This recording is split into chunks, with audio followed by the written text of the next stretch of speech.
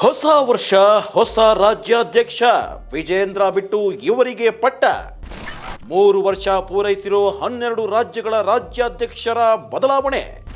ರಾಜ್ಯಾಧ್ಯಕ್ಷ ಬದಲಾದ್ರೆ ಮತ್ತೆ ಬಣಬಡಿದಾಟ ಶುರುವಾಗುತ್ತಾ? ಸ್ನೇಹಿತರೆ, 2025 ರಾಜ್ಯ ಬಿಜೆಪಿ ಪಾಲಿಗೆ ಮೇಜರ್ ಸರ್ಜರಿ ವರ್ಷ ಅಂತಲೇ ಹೇಳಲಾಗ್ತಾ ಇದೆ. ಒಂದು ಕಡೆ ಜೆಪಿ ನಡ್ಡಾ ಬಿಜೆಪಿ ಅಧ್ಯಕ್ಷ ಪಟ್ಟ ವಹಿಸಿ 5 ವರ್ಷ ಪೂರೈಸಿದ್ದಾರೆ. ಈಗ ಜೆಪಿ ನಡ್ಡಾ ಜಾಗಕ್ಕೆ ಬೇರೊಬ್ಬ ಬಿಜೆಪಿ ನಾಯಕನ ಆಗಮನವಾಗಲಿದೆ ಅನ್ನೋ ಸುದ್ದಿ ಇದೆ. ಈಗಾಗಲೇ 3 ವರ್ಷ ಪೂರೈಸಿರೋ 12 ರಾಜ್ಯಗಳ ರಾಜ್ಯಾಧ್ಯಕ್ಷರ ಬದಲಾವಣೆ ಮಾಡಲಾಗುತ್ತಂತೆ. ಈ ನಡುವಲ್ಲೇ ಹೈಕಮಾಂಡ್ಗೆ ತೀವ್ರ ತಲೆನೋವಾಗಿರೋದು ರಾಜ್ಯ ಬಿಜೆಪಿಯ ಬಣಬಡಿದಾಟ.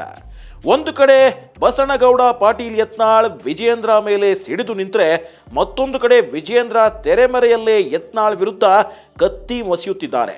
ಈ ಎರಡೂ ಬಣ ಈಗಾಗಲೇ ಹೈಕಮಾಂಡ್ ಮೆಟ್ಟಿಲನ್ನು ಹತ್ತಿ ತಮ್ಮ ಅಹವಾಲುಗಳನ್ನು ಮುಂದಿಟ್ಟಾಗಿದೆ. ಈ ನಡುವಲ್ಲೇ ಹೊಸ ವರ್ಷಕ್ಕೆ ಬಿಜೆಪಿಯಲ್ಲಿ ಹೊಸ ಬದಲಾವಣೆ ಖಚಿತ ಅನ್ನೋ ಸುದ್ದಿ ಕಾಡ್ಗಿಚ್ಚಿನಂತೆ ಹಬ್ಬಿದೆ. ಎಸ್, ರಾಜ್ಯ ಬಿಜೆಪಿಯಲ್ಲಿ ಯಡಿಯೂರಪ್ಪನವರ ಮಾತೇ ಫೈನಲ್. ಯಾಕೆಂದ್ರೆ ರಾಜ್ಯ ಬಿಜೆಪಿ ಅಂದ್ರೆ ಯಡಿಯೂರಪ್ಪ ಅಂದ್ರೆ ಬಿಜೆಪಿ. ಈ ಹಿಂದೆ ಯಡಿಯೂರಪ್ಪ ಪಕ್ಷ ತೊರೆದು ಕೆಜೆಪಿ ಪಕ್ಷ ಕಟ್ಟಿದಾಗ ರಾಜ್ಯ ಬಿಜೆಪಿಗೆ ಯಾವ ಮಟ್ಟಿನ ಎಫೆಕ್ಟ್ ಹೊಡಿತು ಅನ್ನೋದು ಹೈಕಮಾಂಡ್ಗೆ ಗೊತ್ತಾಗಿದ್ದರಿಂದ ಯಡಿಯೂರಪ್ಪನವರ ಅನಿವಾರ್ಯತೆ ಪಕ್ಷಕ್ಕಿರೋದ್ರಿಂದ ಯಡಿಯೂರಪ್ಪನವರನ್ನ ಸೈಡ್ ಲೈನ್ ಮಾಡಿ ಪಕ್ಷ ನಡೆಸೋದಕ್ಕೆ ಆಗೋದೇ ಇಲ್ಲ.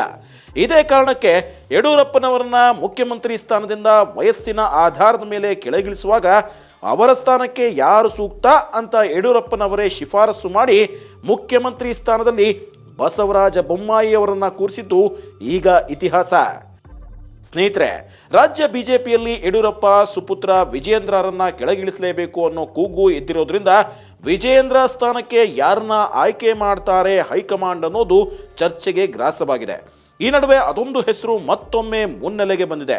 ವಿಜಯೇಂದ್ರರನ್ನ ಕೆಳಗಿಳಿಸಬೇಕಾದ್ರೆ ಮತ್ತೆ ಹೈಕಮಾಂಡ್ ಬಿಎಸ್ವೈರನ್ನ ಸಮಾಧಾನ ಪಡಿಸಲೇಬೇಕಾಗಿರೋದ್ರಿಂದ ಬಿಎಸ್ವೈ ಸೂಚಿಸೋ ಅಭ್ಯರ್ಥಿಯನ್ನ ಹೈಕಮಾಂಡ್ ರಾಜ್ಯಾಧ್ಯಕ್ಷ ಸ್ಥಾನದಲ್ಲಿ ಕೂರಿಸಬೇಕಾಗಿದೆ.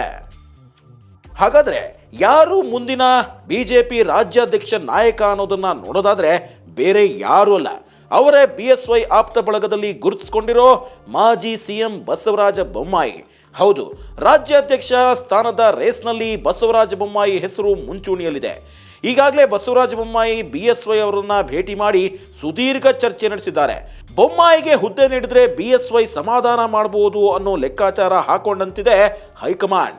ನೋಡೋಣ ಮುಂದಿನ ದಿನಗಳಲ್ಲಿ ಈ ಸುದ್ದಿ ನಿಜವಾಗುತ್ತಾ ಅಂತ.